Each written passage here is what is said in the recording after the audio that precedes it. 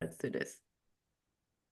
Hey everyone, welcome to the Solo to Entrepreneur Show. You're with me, Lorraine Chai. Today we're going to be doing something really different. As you can see, this is the one and only time that you'll be seeing me barefaced. And if you're listening to this on podcast audio, you may want to go to the YouTube channel to view this video. It's going to be a little bit different than usual. Today I have Theda Blackwood.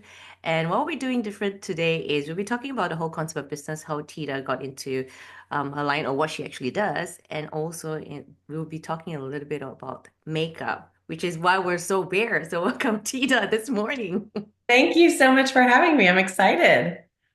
Yeah, so what we're gonna do is I don't know what your routine is, Tita, but I've already done moisturizer because I've been up like since 5 o'clock this morning, and I'm like, I have to do the moisturizing part. So, what is your routine first before we talk into introducing what you've done in your whole experience in your career professionally? Yeah. So, I mean, as far as the makeup goes, I'm always skin prepped with moisturizer too. I've already done all of that. And sometimes, I will do just a little bit of um, primer. So, you know. Okay, cool. I'm gonna put my hair up and look really awkward, but those of you Oh, that are I got mine watching. too. I got mine too. Yeah, Yay. I have it's All funny right. how we do these things. I know, right? So we're gonna look really, really awkward here, but that's the way that we do it every day. And ladies out there, don't be shy about doing this on a daily basis. Men out there, I think in this century, men also tend to do makeup, They isn't it? do. I mean, there's a lot more men who are more cognizant of skincare, skin prep, and even, a little bit of makeup for sure. Yes, absolutely. So Tita, I met her at a networking event. I'm just gonna Yeah, I'm just gonna start too. so Because, I met her, yeah, I met her at a networking event, and we were just talking randomly in terms of what she did. So, like for me, building my career, I was also a manager of a makeup and modeling company, and we clicked because Tita actually does the makeup side of things. So she's been doing sales for what, 25 years? that's correct. And that was not a career that I planned on getting into, but it's been really fun and rewarding. And the thing is, usually our last career is not the career we actually think of or thought of. So with you, you started being an interior designer. That is correct. And look how much an eyebrow makes a difference. Yes. Um, yes, I went to school for interior design, and I practiced that for 10 years, um, doing corporate and healthcare work. And then when I had my son, I did not realize that I wanted to stay at home. And so we worked really hard to kind of readjust things. And I was able to stay at home for a few years, had my daughter, and then found myself in the direct selling space. Because I was an interior designer. There's a magazine here in the States called Southern Living Magazine, Okay.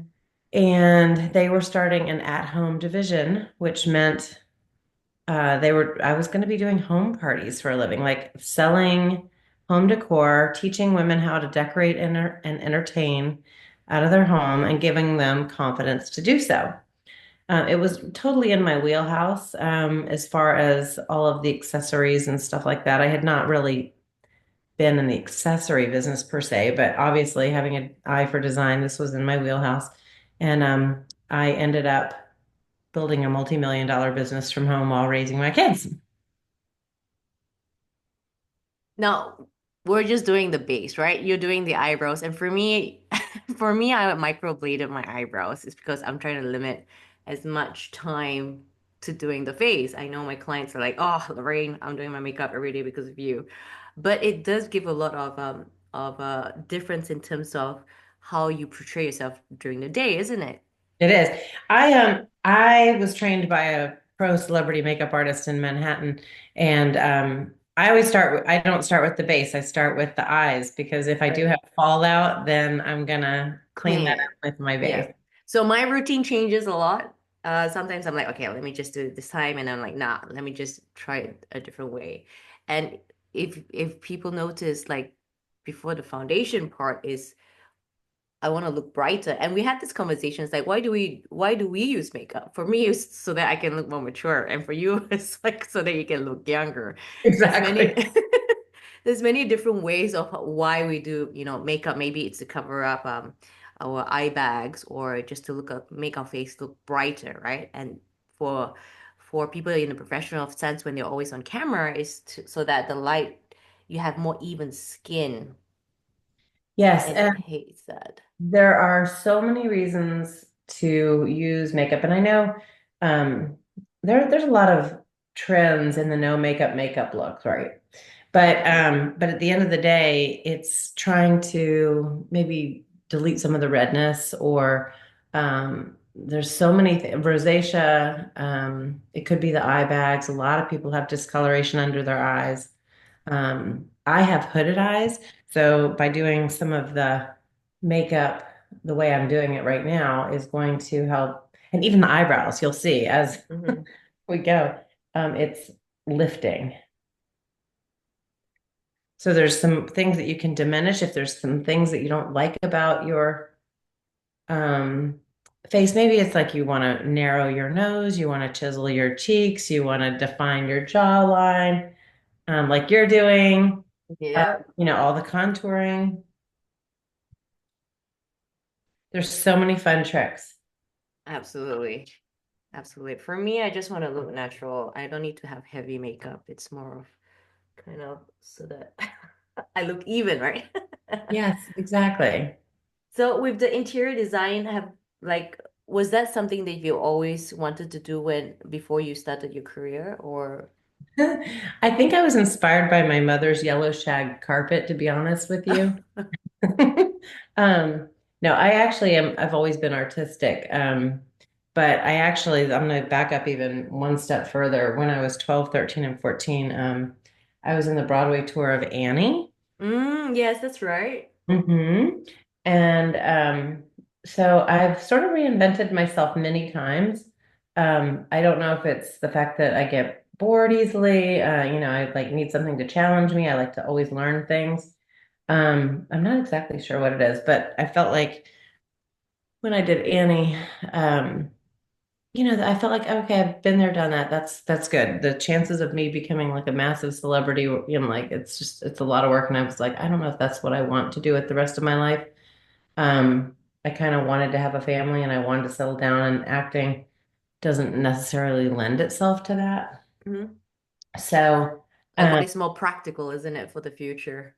yeah, so that's, sort of why I turned my creativity into interior design. And then, of course, it lends really well for right now for color theory. Oh, It's like when yes. now, obviously, it sort of ties right in. So with the color theory thing, like I know that's the in thing now in terms of how do you match your color with the outlook of what you wear hmm or what kind of makeup you use. Explain to us about that. Well, okay, so your skin. Some skin tones have like a yellow undertone. Some skin tones have like a pink undertone. I tend to be more pink. Or some people are neutral. What would you Yeah. describe Mine yourself? is yellow. That's what I figured.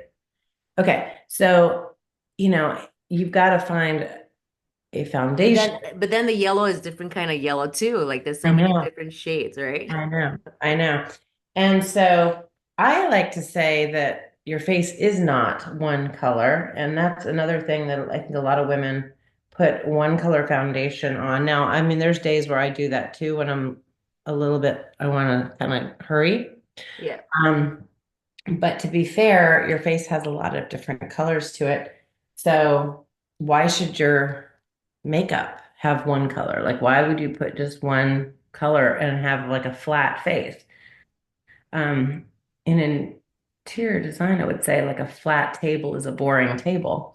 And I think, and I think that on your face too, a flat face can be a boring face. You want to add some Yes. dimension. You want to Exactly. add, So when I'm on camera, if I don't put contour on my nose just looks flat, as you said, right? yep. And with the contour, like I'm not as skinny as I used to be back in the day. So Yes, contouring gives you it's some cheek. cheating. Yeah, it's cheating the I don't know, cheating how the light shows what you do or what you look like. Exactly. Exactly. So darker colors diminish and lighter colors bring things forward. So just like you did with your contour, you're diminishing that. You're creating like that cheek hollow. You're creating you're trying to diminish, say, the jawbone or like you said, your nose. I'm going to be doing the same thing. I just do mine backwards. I do my eyes first, then I do my foundation. So we're going in opposite directions on that, Yeah. but we'll be meeting in the middle. True. Now, with what I'm doing, like with age, especially with the eyes, right? We tend Uh-huh. to have like more skin. Yep, So with makeup, it can't be the same from when you're in your 20s all the way up to when you're in your 50s, 60s, isn't it? It has exactly. to change according to your age. How Well, and was that journey for that's why you? because I have the hooded eyes, my medium tone goes over the hood. Yes. Yeah. So it does lift and it does create more of the lid. Yeah. I've had to learn that. I was like, when is the time to change? So tell us that process about sales, right? So your interest in sales, what got your interest in sales? Oh gosh, it's not that I feel like I'm interested in sales as much as I'm interested in helping women. Okay. Um, I think what I love, and I usually I have found I've had to reinvent myself a few times because of my company's closing because I'm in a direct sales industry. It's not my company per se, but it is my brand. Um, I So you're an agent basically I am. representing. It's almost like Yeah. I'm a franchisee, if you want to call it that. Like I represent and sell a line of makeup and skincare. It's Right. not my own, but and I'm a makeup artist. So um and just look at like how the skin tone just sort of gets all evened out. Like I did Yes. half my face so far. Um yeah, so I asked myself this question during the pandemic and when I was trying to figure out like what to do next. And I said, well, why do I like to sell things for a living? I literally asked myself that question. And it came down to the fact that I like helping women with their confidence. From everything that I have sold, it's literally just to increase someone's confidence. And here it is with beauty. If I can teach someone how to do their makeup and feel more confident in their skincare or their makeup, I feel like that's a win. Mm. But then it's also like, a lot of women's like, oh, it's time consuming. Like, I don't want to do this. And like men's like, oh, why do we need to do this? It's a woman's thing to do makeup. What's your thoughts on men using makeup? Well, I think, it's if it helps somebody with confidence, if it helps somebody get a job, if it helps even, I've seen like of course with headshots, for example. I mean, maybe it's something that isn't done every single day, but maybe it's something that um, is done for a headshot. And I've seen some amazing things happen um, with makeup where it has diminished the ruddiness, the um, uneven skin tone, things like that. If it increases somebody's confidence, and for men too, why not? Hmm. All right, so And sales, we're going backwards and forwards between makeup and sales. yeah, no, it's totally fine. All right, so sales, right? There's many different versions of sales. Like by not saying anything, that's also part of sales. By like the way that you present yourself is also selling yourself or Of selling what you course. do. So, what would you advise those that are not a fan of the concept of selling? Hmm. Well, I think sales is being a problem solver. So it's not that, it's sales, it's being a problem solver. So I ask a lot of questions. Hmm. Um, tell me about yourself. Tell me what you do. Tell me whatever. And I think, we're selling things all the time, whether we're recommending a good restaurant or whether we're recommending, a new hairstylist or whatever. Um, I think, and you're totally right. So you're selling yourself as well. And by doing, just finding the problem, maybe you're the answer to somebody's problem and is a That's right. right? Or Yeah. maybe you have a solution to someone's problem. Or maybe you can help them by connecting them. That would be networking. You can Mm, connect people to someone who can help solve their problem. So I think when you're interested in people, instead of being interesting to people, you're more interested in other people. You can be a problem solver, and that's sales. true, true, And so it's not an icky thing at all. It is, how can I help you? true. And that's, I think, what makes a good salesperson is how can I help you?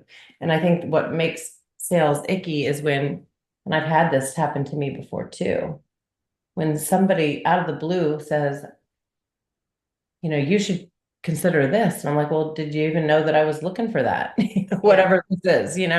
true. All So right. I think So sales is if you can help people. I think it's like an unfamiliar territory. So people get freaked out by the concept of sales when it's more of just practice.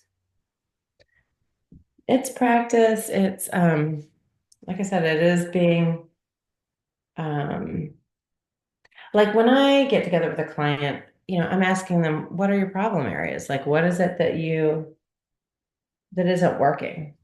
Let me help you. And if they say, they need help with eyeshadow color for their eyes, because everybody looks different or better in different colors. Or maybe they have help or they have a problem with their dark circles under their eyes, or they just have never really done makeup at all, and they Hmm. don't know where to even to begin. Well, I don't want to sell them a full face of makeup if they're just starting out in makeup, right? True. So what would the basic be of makeup? Like you would recommend someone that's brand new? Like what would you suggest in terms of what they should do as the basic of the basic? Well, I think that so there's things that frame your face, which are your eyebrows, your lips, your eyes. I mean, at a very minimum, a mascara and a brow. And find a lip that doesn't scare someone because, I'm not going to go in with a bold lip if somebody's, like like natural. Um, and then I think you can do, a little bit of complexion, is good, but I also don't want to scare people. So there's different ways that you can do a tinted moisturizer. You can do a full foundation. Mm. But I think it's just showing people what it can do. And it does depend. I look at my daughter who has absolutely beautiful skin, and you don't want to cover up that beautiful skin, but you can enhance it. Mm. I You always know, tell as my clients to start with neutral first. If, oh yes, the more natural you are, the better. I agree. Yeah. So, um, a little, I mean, like I'll start somebody off with just it's amazing how many people don't do much with their brows. And I think the brows really frame the face. Yes. Um, and like I said, the focal points, you've got your brows, your eyes, and your mouth. They're in the center of your face for a reason, kind of thing. That's the focal point. And Yes. the rest of it, like you said, if you're going for eyeshadows and things like that, yes, neutrals are certainly the best place to start. You don't want to scare somebody. True. So for me, I've got the what do you call that? Those wrinkles. Oh, those crow's feet. Yes. And the way that I hide those is by putting false eyelashes. Ah, And I tried to do the mascara thing and it doesn't work. I've tried to do the liner, but because of my age, it's doesn't work the same way as it would. And I find personally, like some people can do You the do the ones single underneath. lashes.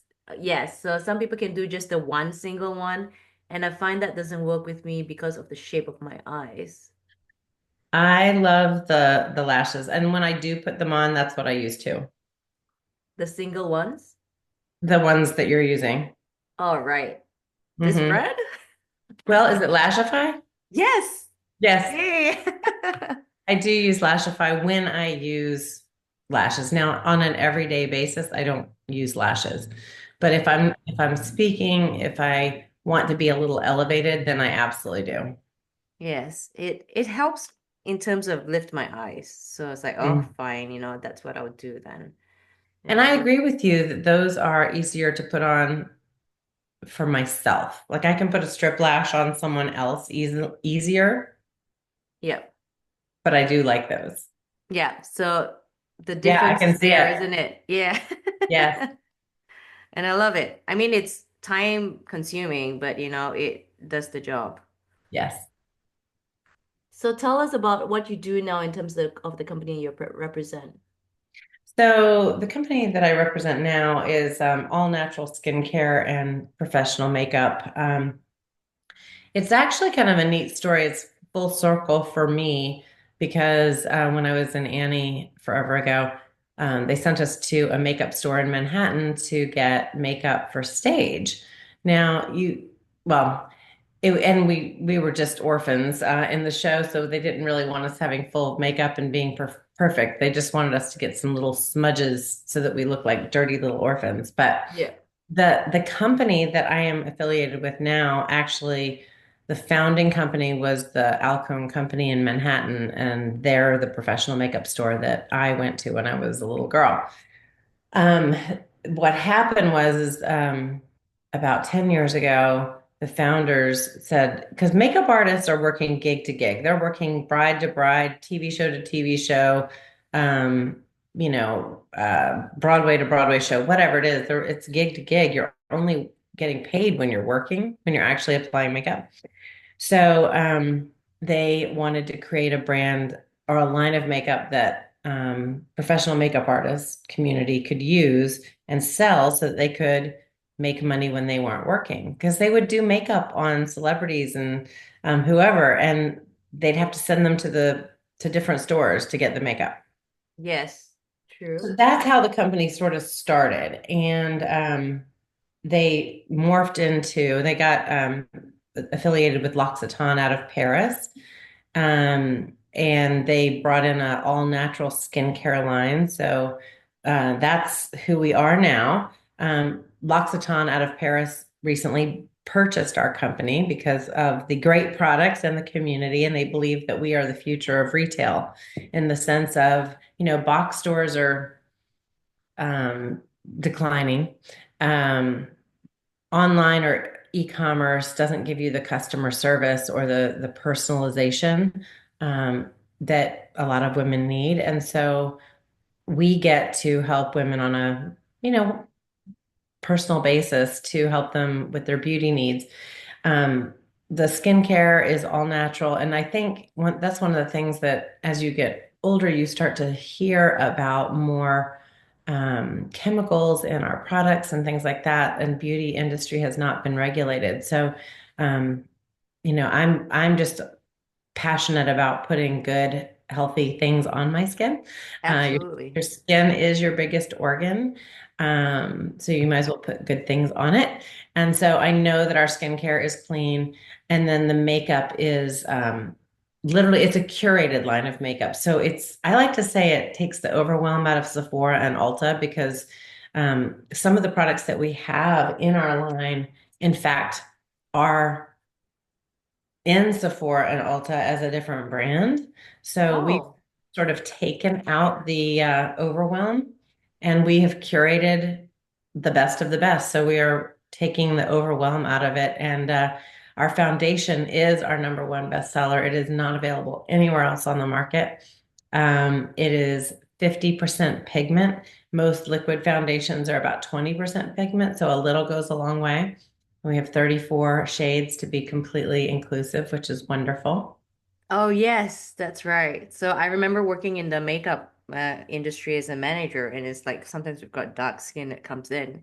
And in Australia, they don't sell dark foundation in Australia. That's So crazy. yes, yeah, completely get it. I am sneezing a lot. It In North Carolina, there's must be this all of the pond. pollen. Oh my gosh, it's unbelievable. But yeah, so with the face part of that and the blowing nose that's on top of the makeup. Um tell us about the foundation that you say. So with the foundation and the skincare for myself, I have to change brand every few years. And I think it's because my skin kind of gets used to the product. So every few years I do have to change my products. Interesting. Okay. So our foundation is a vegan wax-based foundation. It has, and it comes in a tin like this. Um, it has 50% pigment. So what's interesting is all liquid foundations on the market have about 20 to 25% pigment. I know, me too. Let's brush this out a little bit.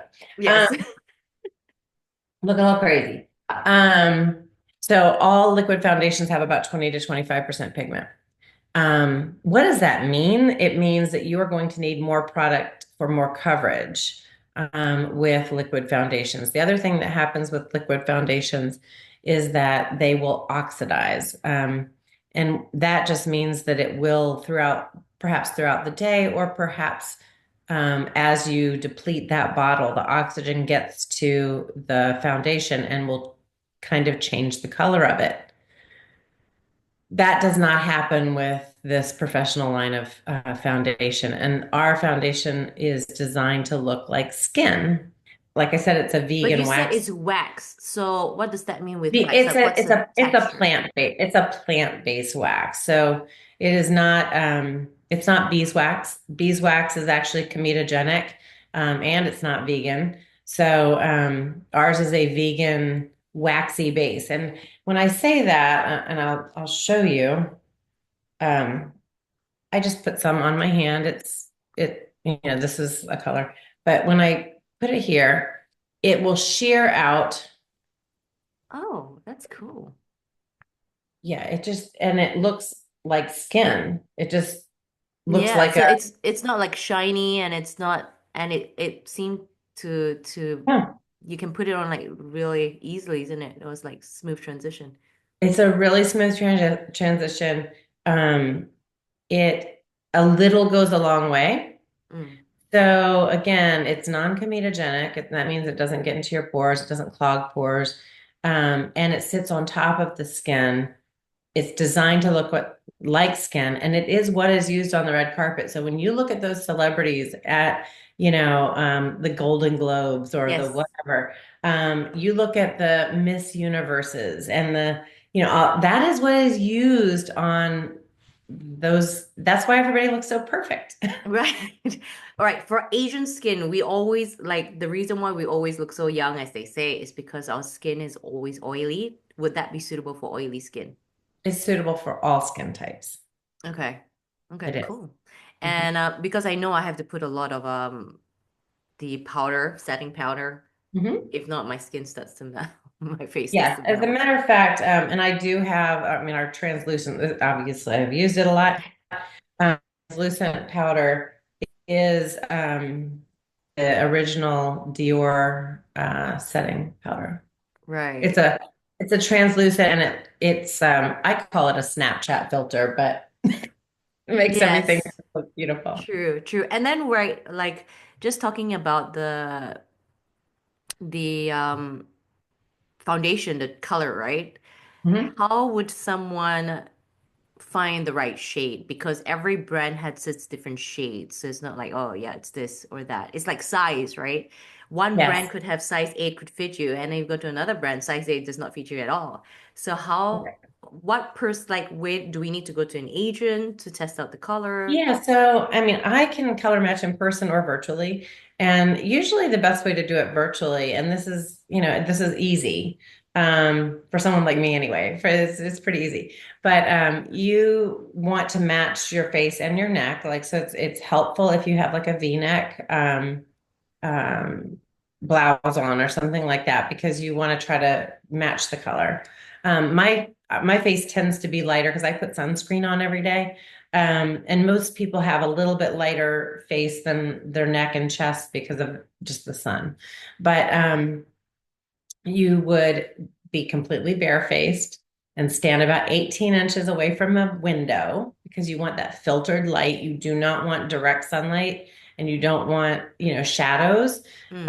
And you just take a picture of yourself barefaced in front of a window. And I can match people with that. Now, as far as other foundation colors, I have access to a chart that can compare different brands as well. Um, Okay. so yeah, that's it's pretty easy. And then that has to be with natural light, you said? Yeah, natural light from a window. Like stand about 18 inches away from a window, Right. and take a picture barefaced. And most of the time I get it completely 100% right. I actually gotta, I know it's, I gotta, and mostly like any of the mistakes are usually when The people do not take the pictures the way I've asked them to take them. So. Right. Okay. So that means when you're matching a foundation, some people say it's from the neck color and some people say it's from the face. Do you know it is a little bit of a combination of both. And it's also personal preference because I've noticed that like I had a friend here this weekend and she wants her face to be a little bit lighter and that's the way she's used to looking at herself. Mm. So I think it is important to listen to your client, figure out what they like. Um, and try to match them. But I guarantee you, we will find like a foundation that will look most like your skin and the way you're used to looking at yourself, and you're going to be super happy. That's right. And I know when I first started with the makeup, like it's getting that right match. So you don't want to look too pale, like too light Right. for the skin, or too dark for the skin, or too orange, or too Exactly. brown or And yellow. so for some people with darker, deeper skin tones too, they tend to be a little bit lighter in here and Mm. then darker on the edges too. So we also have foundation palettes that have two colors in them. Mm. Because for some skin tones, it truly is a dramatic difference where you want to have a lighter color in here and a darker color out here. Yes. So, should we use makeup? I say yes. Yes. I Yes. say yes. Look, makeup is for all, I think. Like it doesn't just set with women, I think. I think it's more if you feel confident with using makeup, don't be afraid if you're a guy and feel like, it's just a woman's thing. It's okay. I think especially in this day and age where men do use makeup to seem more confident in themselves. It's Yes. not so, makeup is for women and just women or those that are in the theater acting area. It's anyone can use makeup, no Well, matter as a what matter of the age. fact, one of our professional celebrity makeup artists does Martin Short and Steve Martin's makeup. So Oh, there you go. There you go. Well, thank you for being up early in the morning doing this with me. So, welcome. those of you that are watching this on video, it's good to see the difference. You could probably go backwards and see the before and then after in terms of, the comparison of what makeup actually does for a person. So, if all of you are wanting to know more about Tita and the brand that she represents and how she can color match you or the skincare that they have, I think you guys also do hair as well, from what I saw. We do have shampoo as well. Yes, it's all Yeah, so beauty. absolutely. So I'll put her link on the description and you guys can get a hold of her anytime. But thank you, Tita. If you guys like this episode, please like, subscribe, and share it. It is something different, and I think all of you should wear makeup. It's just more a natural look to elevate yourself. All right, until next time, guys, I'll see you on the next episode. Thanks, Tita. Thank you.